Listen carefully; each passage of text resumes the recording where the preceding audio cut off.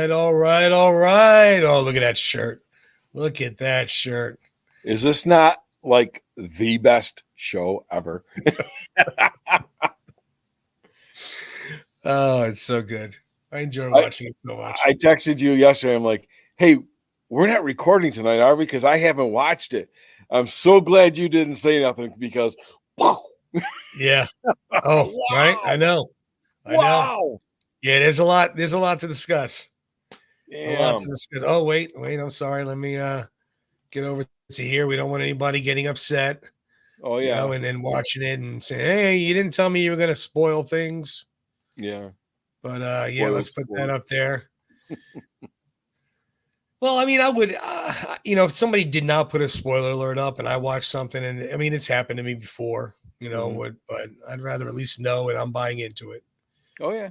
I get it. Tulsa King season 2, episode 6, which episode is titled The Navigator. The Navigator. And for very good reason. Yeah. Which we'll get into in a moment. Want to just dive right in? Want to catch up on anything? I don't know. I know the Mets are out. Let's rip that Band-Aid off. Yep, the Mets are out. They got beat by the Dodgers. So the World Series is the Dodgers and the New York Skankies. Yeah. I couldn't be happier that they went as far as they did. I mean, it was not expected. It was a fun season, exciting season. So we look forward to more next year. That's all I could do. But now, Dodgers, Skankies. I don't know, man. I don't want one to win over the other, so I don't really care. Well, like I said, I've always, I've been a Dodgers fan as long as, for a very long time. And that was because the Dodgers always played the Yankees in the World Series, which brings me back to my younger days, remembering watching the Dodgers-Yankees World Series with my grandfather, which the memories just come flooding back. Sure, yeah. And, was it Ronce, Steve Garvey, Reggie Smith? Yeah. Steve Garvey. Real quick story about Steve Garvey. My dad, myself, my uncle, and my cousin went to see the Mets Dodgers at Shea Stadium at some point in the mid-'70s. Okay. I don't remember when it was. And my uncle lost his wallet. So we had to go downstairs into like the caverns of Shea Stadium to the security office to see if somebody turned in his wallet. Yeah. And we're down there, and out of the door swings open. Out walks Steve Garvey and Tom Seaver. Come on. I mean, growing up, I was the biggest Tom Seaver fan. I almost had a stroke. My God. Tony, when I'll go ahead and finish your story and I'll finish. No, I'm just saying that's pretty much the end of the story. Because I mean, I couldn't believe they came walking out. I'm like hitting my father on the arm. I'm like Bob, look. And they just, said hi like this. And now, granted, this was way back when we didn't have, phones that had cameras with us every second of the day. Right. So we didn't have a camera, but they said hi to me. I mean, so my cousin and I were very excited.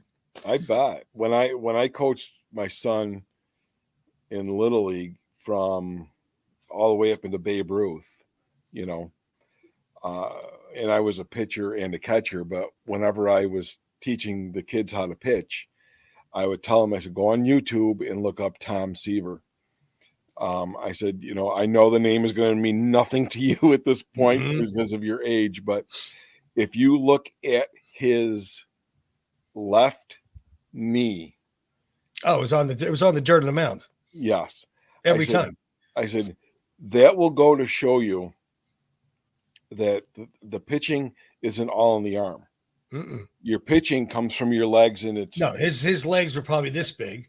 Yeah, he was pushing off that rubber, and he was down so low that the velocity must have been ridiculous. So the force that you can achieve through your legs pushing up through your torso, and then your arm is the whip. I said, just go YouTube Tom Seaver. I said you can't find it. You cannot find other than maybe Nolan Ryan. These guys were just the force you generate from your legs. I said that's a perfect example because these kids, they get up there and they're like just throwing all arm. I said you're gonna you're going to be 18 years old and your shoulder's going to be gone. Oh yeah. 2-3 years tops, and they have no rotator cuff, they have no Yep. elbow, they have nothing. So, You got to but learn yeah, how to so my generate it. Mets are out, but like you said, you have had an appreciation for the Dodgers for a long time. So I will root for them for you, because I'm damn well not rooting for the Skankies. No, so, I will not root for the Yankees. I Although I did one year, I don't remember what World Series it was, but I remember Jimmy Key was on the Yankees at this time because he had come over from the Rangers, and there was actually the last World Series I had watched with my grandfather, and oh really? Jimmy Key was pitching, and they lost that game, but I was rooting so hard for the Yankees because I was like, I wanted them to win for my grandfather, Right. because he was a diehard Yankees fan. So, matter of fact, I still have his Yankees hat, his baseball hat in my shop. Oh, really? Yep. Still smells like him. Yep. That's awesome. I love it. Awesome. Grandpa, so I miss you, Grandpa. That'll start, let's see here. So today, that'll start on Friday, October 25th. Looking forward to series. So we'll see what happens with that. Yeah. And then, as everybody knows, this past Sunday was Tulsa King season 2, episode 6, Navigator. So let's dive right in, I guess. It started off with Dwight at the table with the daughter and the sister, saying he had to go to Atlanta to have a sit down, and acted surprised that Tina knew what a sit down was. Yeah. Yeah. Which I thought was pretty funny. He thinks in his head somehow like she was just so innocent and naive, like she has no idea. Yeah, right. Yeah. But so that was that. They were going to go to Atlanta. What did sister say? What, you don't think she grew up here? I know. Exactly. The sister's like, where were you? I mean, come on. Tina's pretty funny. I like her. Yeah. Yeah. So let's see. So they set up the sit down in Atlanta. And Chicky and Vince were at the airport to get on the plane and go to Atlanta, and Chicky has a gun in his ankle holster. Smart idea. Such a goon. All right, you can see where this is headed, right? Oh yeah. With Chicky and Vince. Vince. Yeah. This is gonna explode. Well, it was also, I mean, we'll skip ahead just for the sake of the story. It was said at the sit down, I heard that New York got weak when the father died. I didn't realize it was this week. Yeah. And that's going to hit a lot. That's going to hit home for him. Like he knows Chicky had something to do with the boss not being around. He knows he killed him. Mm-hmm. He also knows that Chicky's not as strong as the family was run. Yeah. Now the Vince guy is just a captain, but he wants the family to have respect and have strength and do what he wants them to be talked about in a better light than they are now. Right. So you can definitely see that. And just to keep after the meeting, and I guess we can get back to that, is where I'm like, oh, this is gonna blow up when Chicky and Vince met back in yeah. So he goes to the airport. He has a gun in the holster. He gets detained. Obviously they need to find out, who he is, why he has a gun, is the gun legal, blah, blah, blah, blah, blah. So Vince goes to Atlanta without him. Dwight's already there with Goody, and Beverlock was there waiting for Chicky and Vince. Mm-hmm. That's what Dwight. But before Dwight left for Atlanta, what did he tell Tyson? Oh yeah. Yeah. Keep your head on a swivel. That's right. Keep your head on a swivel. Yeah, he did. He told Mitch. He called Mitch up, and he told. Oh wait, well I'm sorry. We got to backtrack again. So we always jump all over the place. Tina asked Dwight about having a gun, and yes. And then when Dwight called Mitch to have him get a gun for Tina, he told him to be careful, be on high alert, so forth. Mm-hmm. So Dwight knew the sit down might have gone the wrong way. Also, it wasn't. It was also not finalized, with what is going on. Right. So yeah, they got to keep their head on a swivel. Yep. So yeah, so he told them that. So Tyson's dad's truck broke down. So Tyson said, "Well, I'll drive you to your jobs. I'll drive you around there. I got nothing going on today." Dwight's in Atlanta. He calls Mitch. Says, "Mitch, bring Tina a gun. She wants to have a gun. Show her how to use it. Make sure she's safe and be on high alert." So they both know, be on high alert. They know what's going on. And then Dwight gets on the plane to go to Atlanta. All right, let's see here. So next stop is the sit down, right? I think. Was there something before sit down? Tyson, kind of like intermixed was the sit down and Tyson going on jobs with his dad. True. Yes. Yeah, that kind of was flip-flopping back and forth. Yeah.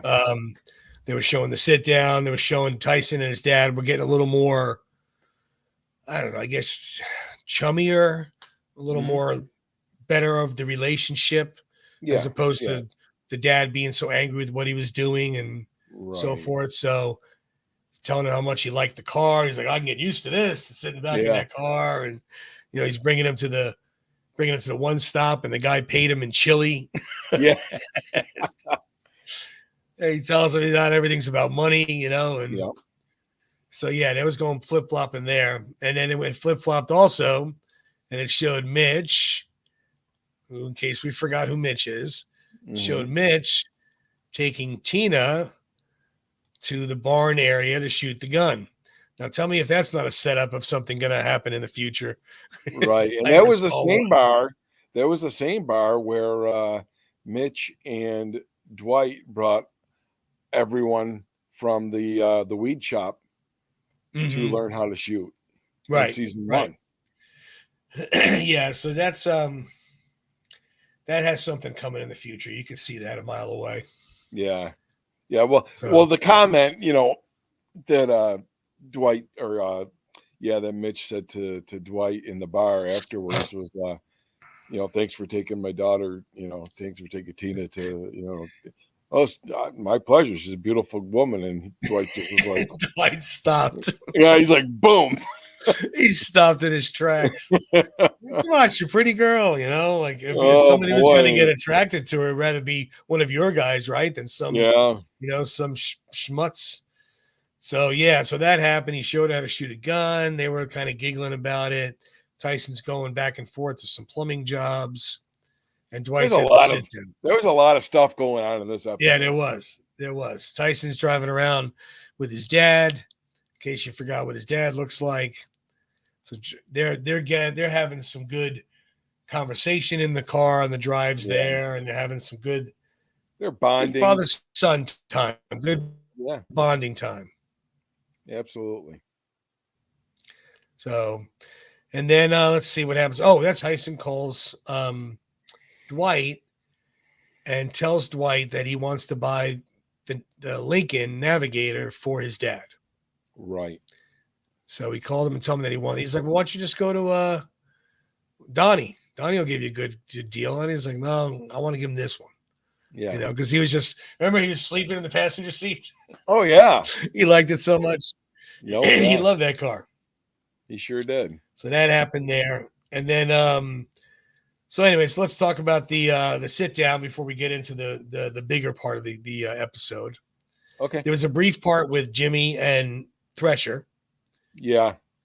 About the product and the workers. Which again, I'm telling you, Thresher's getting in trouble with this guy. Oh yeah. Thresher's not as tough as he thinks, I think. Yeah, but the comment he made to Armand. Is it Armand or is it Manny? Well, it can be Manny or Armand. I heard them call him Manny last week. So yeah, it's Armand or I think Manny for short or something like that. Okay. If I'm not mistaken. Anyhow, he's like, "I own you," because Manny Armand was like, "I didn't sign up for this. I don't want any part of this." And he's like, "No, you don't understand. I own you." And then that's kind of annoying though. It's like you took $50,000 from this guy. Yeah. And you thought he wanted nothing in return. Right. Like he said, Thresher said to him, you thought I did this out of the goodness of my heart? Like, come on, you're not stupid. You're not a child. No. And then is it a throwaway comment? Or was it something that he meant? This is what I was trying to read into, is when Thresher says, "I will skin you alive," meaning, have you done this before, or is it just a I don't know. I mean, I think he was just trying to think of something very graphic and violent to get his attention. Maybe he has done it before. My thing with Thresher is that when Jimmy shot the people that stole from them, Thresher seemed very shooken by that. Right. And that's why I don't think he's as badass as he's portraying. Right. Well, I got to tell you what, Neil McDonough is just freaking hands down. He's just a great actor. Yeah, he is. Love him. Just love him. He is. He's good. So, so that happened there. The gun with Tina, the plumbing and the dad Tyson storyline. And like I said, then you get to the sit down. Now, the sit down, in my opinion, was a big deal. Vince came walking in. They asked where Chicky was. Vince told them. He got held up at LaGuardia Airport with a gun, so he's not coming. And then Bevilacqua says right away, "So you could speak for the family?" And he goes, "Yeah." But do you think, all right, you're the boss, and your underling, your worker, for lack of a better word, something happens to you. You're my boss, and we're going through, and something happens. You screw up. Do you think that the boss, you think you would want me telling somebody else what you did to screw up? Right. I was like, oh, that's a shot. Yeah. That's a shot. Oh, right, agreed. Agreed. Absolutely agreed. Yeah. Yeah. He did that. That was a little bit of a ding, I think. He wants to take out Chicky. He doesn't want Chicky around. He wants them to see or to perceive Chicky as weak, even weaker than what they're seeing. Right. And they already the guy goes to the airport with a gun, and he even said that when he got back, Yeah. So it was a dig. It's like boom right there. Yeah. Yeah. No, definitely. You're right. And he wants, and by the way it seems, I mean, he said he's a captain. He doesn't seem like he's Chicky's right hand. Mm-mm. The other guy seems more like he's his right hand than not. So I'm not really even sure why he was going in the first place. Well, because he's one of the one who kind of set it up, the meeting. Yeah, true. He was the one who kind of did the talking with Bevilacqua and then with Goody, and let's have a sit down. And because Goody is the obvious, he's the right-handed Dwight. Absolutely, that's obvious. They both took the same oath. They both lived the same life, the same world. So, but with Chicky, I don't get that vision that one of them is more of a consigliere than the other. Right. So, right. I don't know, but so they were talking about, I'm not giving you nothing, blah blah blah. You didn't even know Tulsa was around, and now all of a sudden I'm here. You want a part of it, and I like when Bevilacqua was telling him on how he wants his money and this and that. And Vince went to say something, and he's like, "Don't tell me to stop. Don't interrupt me or something." They don't respect that family at all. They don't respect him at all. Okay, well, so I'm wondering while this is going on, because when Dwight does something, there's usually a purpose behind it, right? Uh-huh. It's not a meaningless act normally. And he orders the 2 milkshakes. I'm like, what the hell is this about? I'm like, does a man really want a milkshake? I'm wondering where this milkshake thing is going. So continue. Right. No, you're right. And then so he orders the milkshake. They bring the milkshakes. They're going back and forth about Kansas City's owed money. Tulsa's never been around, at all. This is New York's problem. It has nothing to do with me. They're just going back and forth. And then Dwight kind of offers up an olive branch. I'll give you 15%. We're neighbors. Let's not fight. I'll give you 15% off the top. I'll give you a great deal on weed. And, Bevilacqua was like, all right, I can live with that. And what does New York get? Uga Nothing. And that was definitely done intentionally Yeah. where they got nothing. Yeah. Hey, what did he say? He's like, I did 25 years behind the wall for you guys. What did I get? He goes, exactly. I got He got banished to Tulsa. They didn't think he was going to do anything. Yep. He wound up making something of it, and now you want a part of it? Yeah. No. And then I So now Kansas City, now Tyson, Dwight bought for 15%. He bought distribution from Kansas City. Now he's even further removed from New York. Yep. I have two problems with the sit down. It came to a conclusion very quickly. It just seemed to all of a sudden it just gelled and it was done. And they got up and walked away. What does New York get? Bevilacqua goes, you get the milkshakes. Yeah, you get the 2 milkshakes. Yeah, so it's like both of them. Yeah, both of them. Which then I'm like, now I get the underlying references. Right? Like, you're at the kiddie table. Yeah, exactly. That's a great way of putting it. You're fantastic at the kiddie table. But then when he's like, well, what's New York bringing to the table? And he's like, fake Zempic. Well, you're making fat people fatter. He's like, boom. He's like, I got fake Ozempic, that people like. He's like, it's a joke. I don't want, come on. Yeah. But the other problem I have with it is that the other scene they show Bevilacqua talking to his guy on how he wasn't thrilled with the deal and, this and that. Look, I've seen enough mob movies and that after the sit down, you're done. Yeah. You can't go back and go, wait a minute. I've been thinking that's not good enough. It's done. It's washed. It's over. Well, to your point, what you said is it went after the initial, hatred or whatever, the spitfire, animosity came out after the initial crap.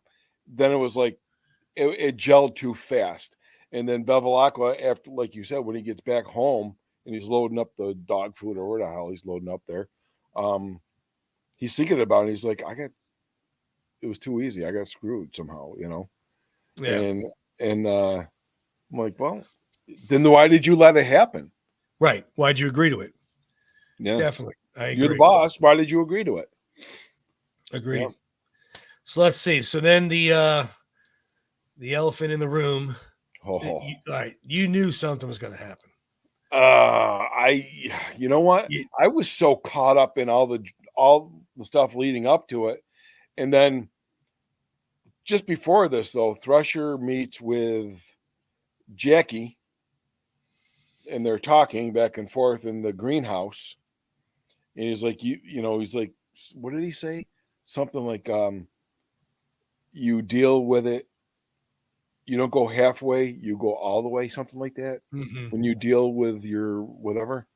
I wish I could remember the exact wording, but it was like, I remember what you're saying, yeah. Yeah, I'm like, oh, okay. So I knew something was going to happen, but I was so caught up with everything leading up to that, I wasn't even until that scene. Yeah. Yeah, so the scene they were talking about, Tyson's going around with his dad, driving him around he has a few plumbing jobs that day. His dad's truck broke down. Everything was just going so well. They were having a good rapport. They were bonding again. The father wasn't so angry that his son was doing what he was doing. Tyson wasn't so bitter against his dad. Yeah. Remember he was saying like, you could teach me this stuff, and he's like, you could do anything you put your mind to. And, that's right. That's right. And then they get to the house. Mom's making dinner. He's talking about the chili that they were paid with to fix the one plumbing. Yeah. And then he gives the dad the Lincoln, hands him the keys, and they're tearing up. They hug each other and, and he goes outside to start it and goes to go for a ride and kaboom. Yeah. Well, Tyson sees the white car. Yeah. Oh, I apologize. Wheel and take off. Yeah. Yeah. There was a white little Prius or something that was following him around most of the day. And when he steps out of the front door, he sees the Prius speed off.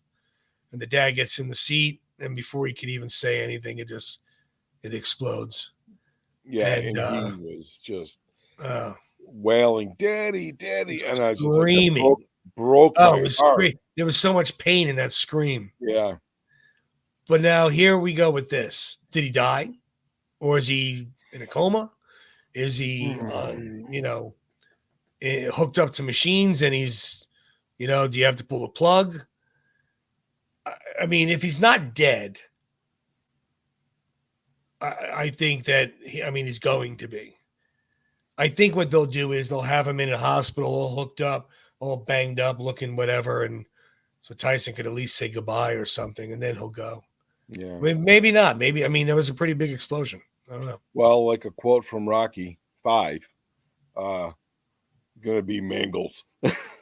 He's going to be pretty Mangles. Yeah. It was a big explosion. Yeah. So, like I said, I can't see any surviving that. And that was obviously meant for Tyson.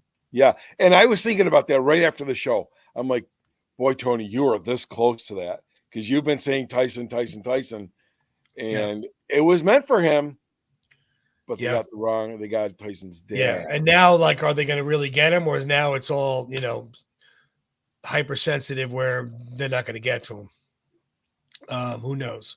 But I thought he was going to be the one to go. I did, and he would have been if they didn't have that day. So that's how it ended.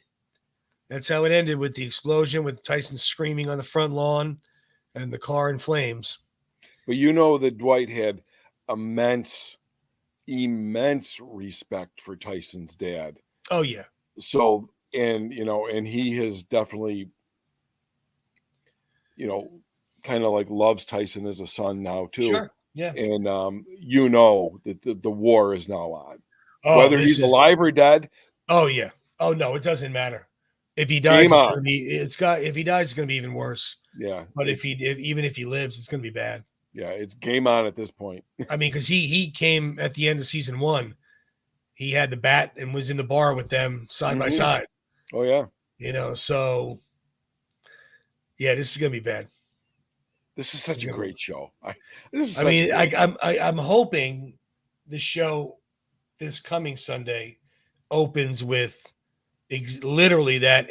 I hope it doesn't go a little forward.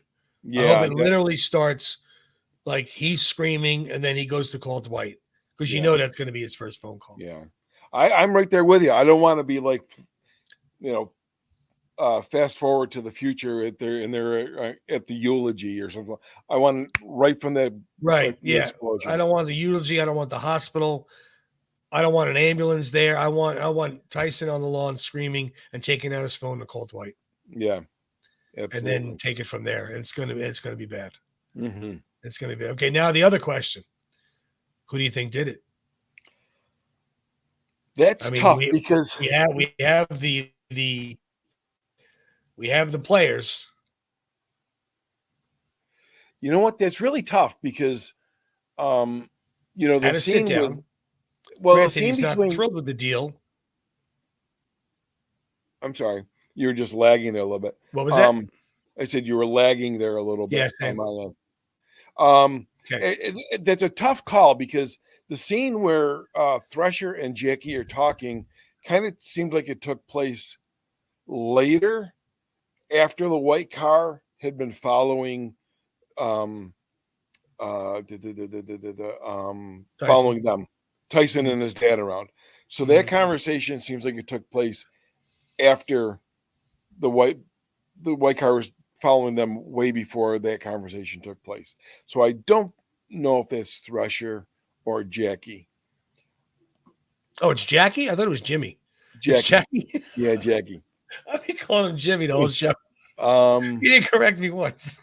But let sleeping dogs lie. Oh, that's funny. They knew who the hell you're talking about anyway. Yeah, I know. My first inclination was it was Jackie. Same. That was my very first inclination. Same. But trying to think of the timeline, but that doesn't always mean everything either. True. Yeah, I thought it was Jackie because I think he knows the pressure that Dwight can put on everything that's involving him and Thresher.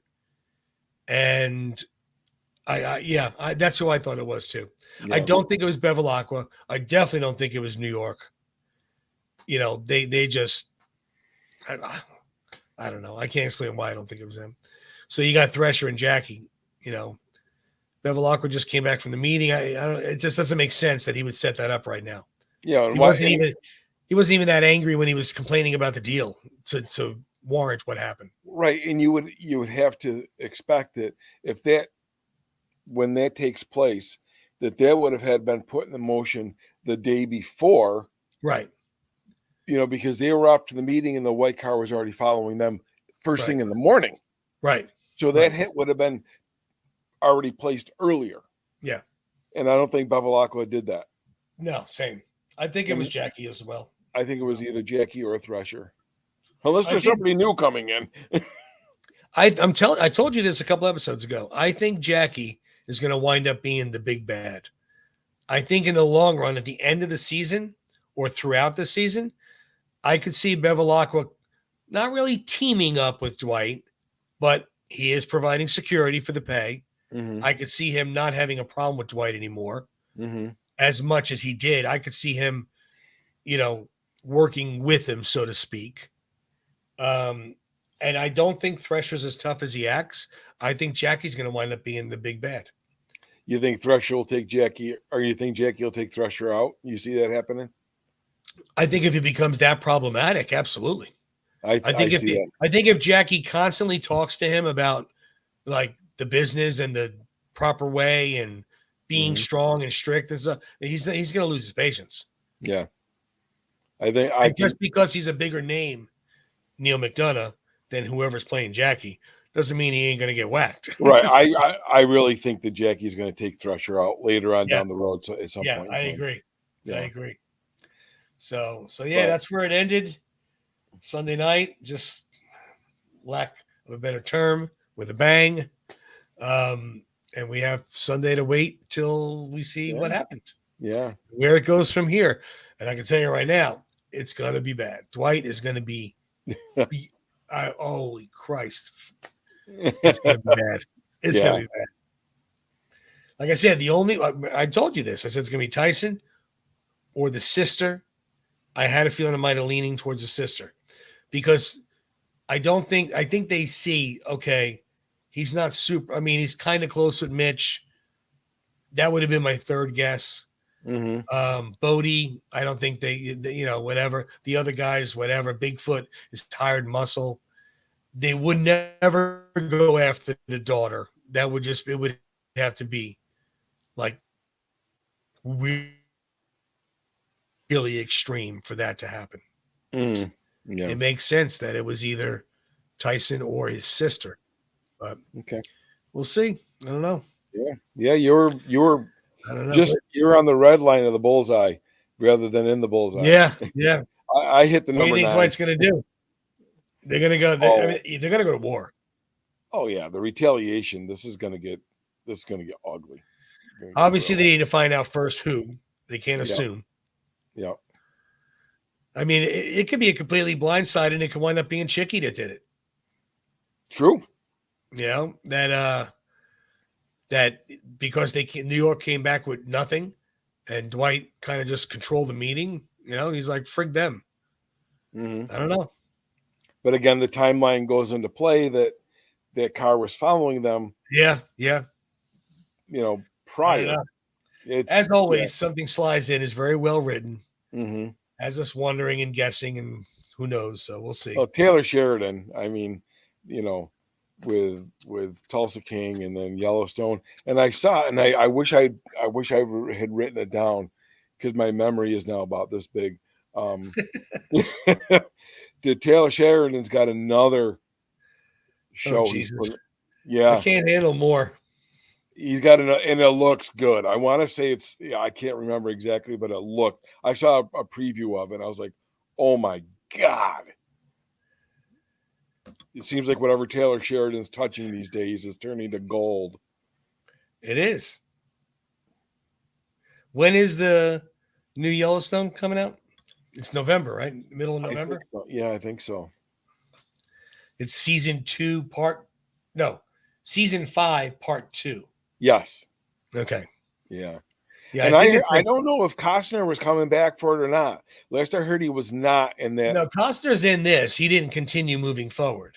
Now, how many episodes he's in this, I don't know. Okay, But he's not going to be in them after this collection of episodes, however many there are, 5, 10, whatever. So, I mean, he might get killed. Who knows? Just to get him out of there. They were tapping Matthew McConaughey. Yeah, but I think that's for a like a another show, but it's not a prequel, not a sequel. It's kind of like just linear to Yellowstone.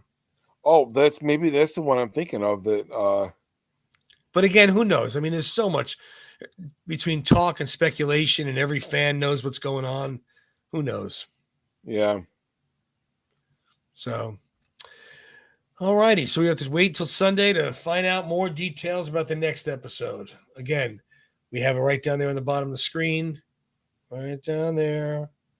Okay. Yes, there it is. Spoiler alert. So don't watch. But anyway. I was just looking. I'm sorry. I was looking at Mayor of Kingstown. Is that it? No, that's with that's actually really good. That's with oh my goodness, the guy that played Hawkeye in Marvel. I know who you're talking about. That's a really good show. Is it? Yeah, really good. Maybe Landman. I'm not quite sure, but anyway, it looks good. All right, so the second part of our show is another backstory show. You know what I got to do, Tony? Is I got to post it, and I'm just gonna have to like stick it to my forehead. So if I see something, I got to write it down. I'm telling you, I'd have Post-its everywhere. All these posters, Post-its. That's what we Oh my god, it's crazy. Did they make a pill for this? They should. Oh wait, I don't know. I'll just watch the evening TV. There'll be all kinds of commercials for it, right? Oh Jesus! Don't get us started again. All right, got us all worked up last time. Backstory. Who's our backstory this week? We are doing Duke Evers. Tony Duke Evers, the trainer of Apollo, the trainer of Rocky. And as always, you're going to go first. I get to go first again? You don't want to go first? Yeah. Okay. Nah, I like hearing your stories. Yeah. Daddy, tell me a story. Okay. So Tony Duke Evers was born and raised in Detroit, Michigan with his mom and his dad. His mom and dad both worked for the automotive industry at the Chrysler plant. Detroit was a big automotive area. Manufacturer, yep. Thank you. Tony was a skinny little boy, got good grades, and had lots of friends.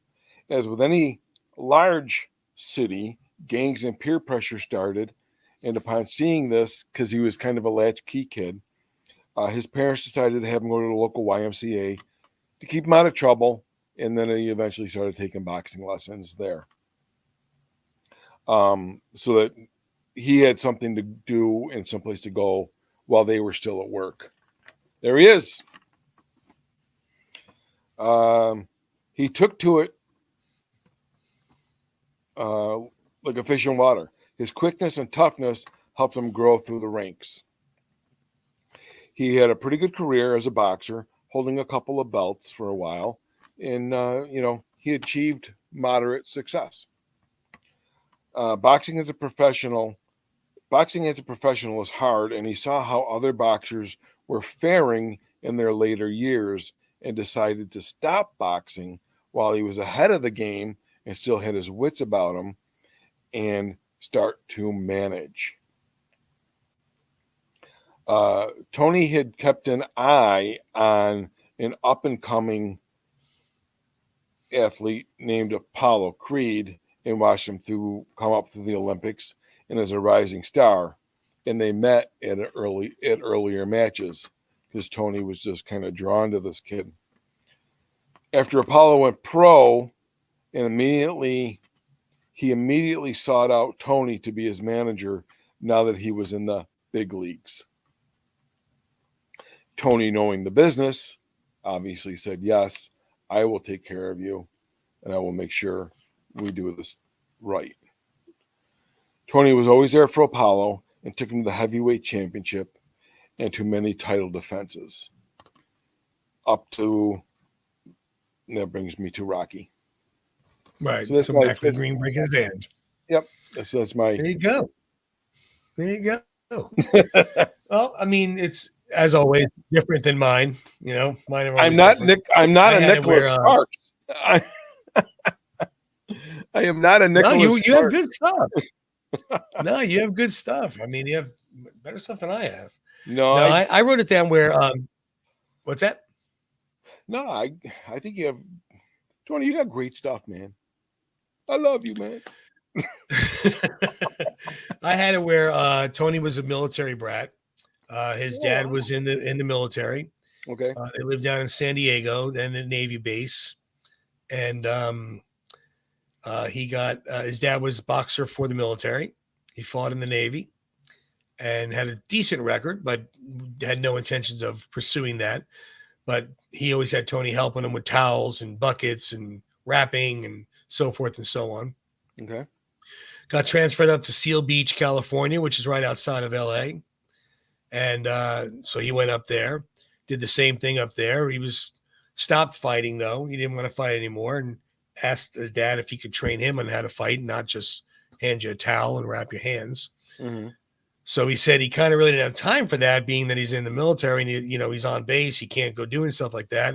Recommended he, why don't we open a gym and why don't we go to the local gym that's run by a gentleman that I know, whose name is Zeus Creed, and the gym is in LA, and young Apollo is there. Their age difference is, I would say, maybe 5 or 6 years. Apollo and Duke. That's where I couldn't get I was having a hard time wrapping my brain around. Actually, that age. Yeah, it's hard. I mean, 5 or 6 years, maybe even 10. I mean, you got to remember in Rocky IV, when he said Apollo died, I helped raise him. Obviously, he needed to be considerably older to help raise him. So I couldn't really come up on an age where I think he would be older than Apollo, but he wanted to go. Let's just say he was 20 years old, and he wanted to go to the gym where Zeus owned and Apollo was training. Mm-hmm. Say Apollo was 10, so I mean it's 10 years. Mm-hmm. I mean, a 20-year-old could raise a 10-year-old, and that's where and then of course the gym gets robbed, and Apollo's parents, Zeus and the mother, get killed. Oh, I see what you did there. Yeah, and then he takes over the gym, takes over training Apollo. Apollo at times was very combatant about trying to train with somebody other than his dad. But as Duke has a way of convincing you and talking to you and telling you and bringing out the inner strength. And the same thing, almost, that's where the same thing after that is similar to yours. He took Apollo to the Golden Gloves. They started training for the Olympics together. Mm-hmm. They started having little local bouts and then national bouts. And, Duke was with them the whole way after his parents died, and definitely became a father figure and a trainer. And then, of course, like you said, winning the title and leading up to Rocky. So yeah, the long and short of it is, the backstory is he had a military upbringing. He was a military brat. He lived in San Diego, California. They went up to like Seal Beach, California, outside of LA. Couldn't really train with dad because dad was on base. Wasn't like he could really be there. Right. So that's when dad's recommended to go to Zeus's place and go train at his gym. Right. Took it from there. So, yeah. There's some similarities in there. There's some similarities in there. I didn't want to do the whole parents died again. I did. Yeah. I think I did it to Apollo, and I did it to Gazzo. The father died. Remember, he got killed during a pickup or something. And then and I did it to Adrian and Paulie. Yeah. I forgot I did it to them too. So yeah. So I don't want to keep killing the parents off. That's why I didn't want that's why I wanted his parents, Tony's parents, to kind of, raise them. They were blue collar workers and worked in the automotive industry, and I mean, by the way he acts in the Rocky films, you could tell if he was a real person. You could tell he wasn't a punk. He wasn't mouthy. He wasn't. Right. You could tell he was raised with manners and respect and hard work and stuff like that. So that's where I was thinking of that. So yeah, no, I agree. Again, we just have fun with these backstories, guys. You could email us a completely different backstory. I know Ryan emails us he puts them into AI and they punch out a whole thing. We just got one on Apollo from him. I'll send that over to you. Yeah, I gotta see that. It's so cool. The computer just creates it. Yeah, the one that he did, I didn't get to see the one for Apollo yet, but the one that we did. He just sent the one for Apollo like a day or two ago. Okay, the one we did, Adrian and Paulie, and he did those stories. I mean, wow! I was completely. I think I texted. He puts it into a computer program, Chat GBT, which is an AI program, and he basically puts like, Paulie, or whatever, Tony Duke, Evers, boxing trainer of Apollo Creed from the Rocky movies, give me his earlier backstory, and then it just spits it out. It's crazy. See, I had no idea about any of that stuff. I didn't even know that stuff existed. But so when I read it, I'm reading this and I'm just like, this guy wrote this? And I texted you, I'm like, damn, this guy misses calling. He should be an author. I know, right? No, I mean, I'm sure he writes good. I don't know if he writes good or not, but no, that's from a computer. Well, whoever wrote the story, man, they can give Nicholas Sparks a run for their money. I'm telling you, it's a computer program. I did something. I made a children's book a while ago, about a year and a half ago, when one of the hurricanes came. It blew up some flamingos from down in the Keys. Like they were flying away from the hurricane and got caught up in the winds or some crap. And they wound up landing over here by us on this beach. We don't have flamingos on these beaches. Oh, no kidding. And so I wrote a story about this flamingo that wound up like trying to go home and he got blew off. But all I did was put all of those facts I just told you into that kind of computer program. And I said, flamingo flying home, got lost his way, wound up getting back home by help of his other sea family people. And, and it comes up like Manny the manatee took him ashore and like did this to him. And Donnie the dolphin wound up helping him find his way over to the Keys and this whole big elaborate story. I'm like, oh my God.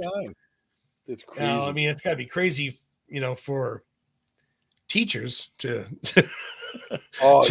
give a project about writing. And I'm sure a lot of it is, AI, but that. I mean, anyway, but yeah, I'll forward you that email when we get off screen here. Yeah, but now, I mean, you want to take that one step further. I mean, now with teachers trying to grade this stuff, they're like, holy cow, little Jimmy, you're you're the next little Shakespeare, John Grisham.